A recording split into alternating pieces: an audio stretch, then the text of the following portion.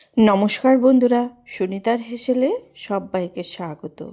আজ আবারও চলে এসেছি নতুন আরেকটি রেসিপি নিয়ে। আজ আপনাদের সঙ্গে শেয়ার করব আলু ফুলকপি দিয়ে চিংড়ি মাছের রসা। চলুন তাহলে রেসিপিটি শুরু করা যাক। এখানে দেখুন আমি আলু, ফুলকপি আর চিংড়ি মাছ ছোট টুকরো করে কেটে পরিষ্কার করে ধুয়ে নিয়েছি।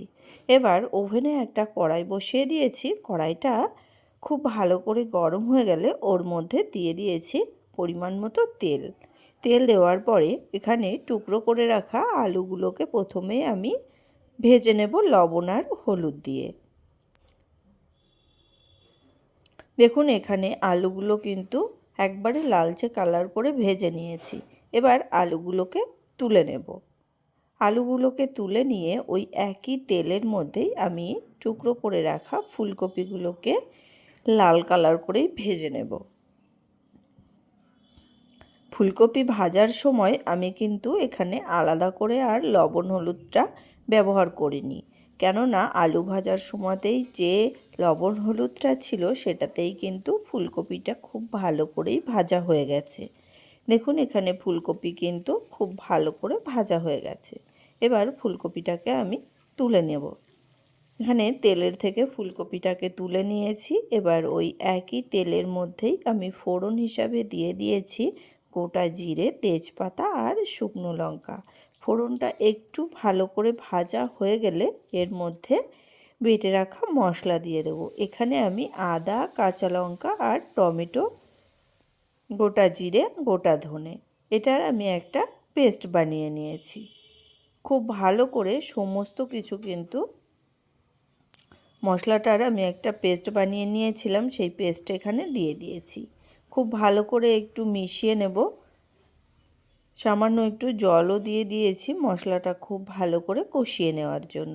দিয়ে দেব এখানে স্বাদ অনুযায়ী লবণ, দিয়ে দিয়েছি পরিমাণ মতো হলুদ গুঁড়ো, আর এখানে কালারের জন্য আমি এখানে দিয়ে দেব সামান্য একটু কাশ্মীরি লঙ্কার গুঁড়ো।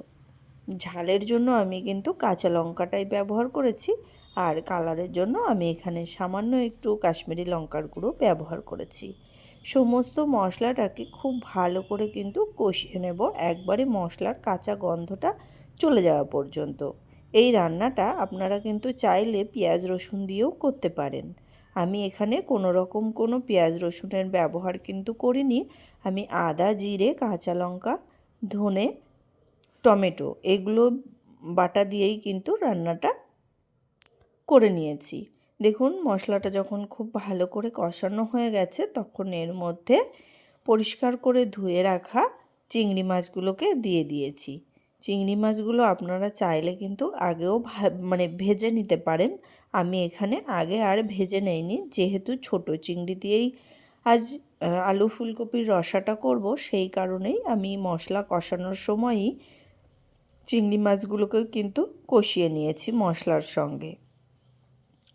আর এইভাবে করলে কিন্তু মশলার ঘ্রাণটাও কিন্তু খুব ভালো হয়, আর তরকারির ঝোলটাও কিন্তু খুব ভালো লাগে খেতে। দেখুন সমস্ত ভেজে রাখা আলু ফুলকপিগুলো দেওয়ার পরে মশলার সঙ্গে কিন্তু খুব ভালো করে কষিয়ে নিয়েছি, প্রায় 7 থেকে 8 মিনিট সময় নিয়ে। দেখুন যখন খুব ভালো করে কষানো হয়ে যাবে তখন এর মধ্যে গরম জল ব্যবহার করব। আর এই রান্নাতে অবশ্যই কিন্তু গরম জলটাই ব্যবহার করবেন। গরম জল ব্যবহার করলে তরকারির টেস্ট কিন্তু খুব ভালো আসে। খুব ভালো করে মিশিয়ে নিয়েছি। ঝোল দেওয়ার পরে ঢাকা দিয়ে রান্না করে নেব প্রায় 10 মিনিট। এখানে আমি প্রায় 10 মিনিট মতো ঢাকা দিয়ে রেখেছিলাম মিডিয়াম টু লো আছে। দেখুন এখানে আমার আলু ফুলকপি কিন্তু খুব সুন্দরভাবেই সেদ্ধ হয়ে গেছে, আর উপর থেকে কিন্তু তরকারির তেলটাও ছেড়ে গেছে। দেখেই বুঝতে পারছেন আলু কিন্তু খুব সুন্দরভাবে সেদ্ধ হয়ে গেছে, ফুলকপিও কিন্তু খুব সুন্দরভাবেই সেদ্ধ হয়ে গেছে। এখানে দিয়ে দিয়েছি পরিমাণ মতো একটু গরম মশলার গুঁড়ো। গরম মশলার গুঁড়ো দেওয়ার পরে আবারও কিন্তু খুব ভালো করে একটু মিশিয়ে নিয়েছি। মিশিয়ে নিয়েই এটাকে আমি আবারও একটু ঢাকা দিয়ে রেখে দেবো গরম মশলার ঘ্রাণটা তরকারির মধ্যে যাওয়ার জন্য।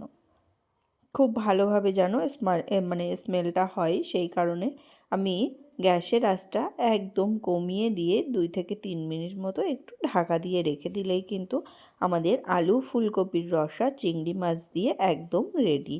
আর এটা কিন্তু গরম গরম ভাত দিয়ে খেতে অসাধারণ লাগে। আপনারা চাইলে কিন্তু এর উপর দিয়ে একটু ধনেপাতা কুচিও ছড়িয়ে দিতে পারেন। আমার কাছে ধনেপাতা কুচিটা ছিল না, সেই কারণে আমি আর ব্যবহার করতে পারিনি। তাহলে বন্ধুরা আজকের মতো এই পর্যন্তই। আবার দেখা হবে নতুন কোনো রেসিপি নিয়ে। ভালো থাকবেন, সুস্থ থাকবেন। ধন্যবাদ।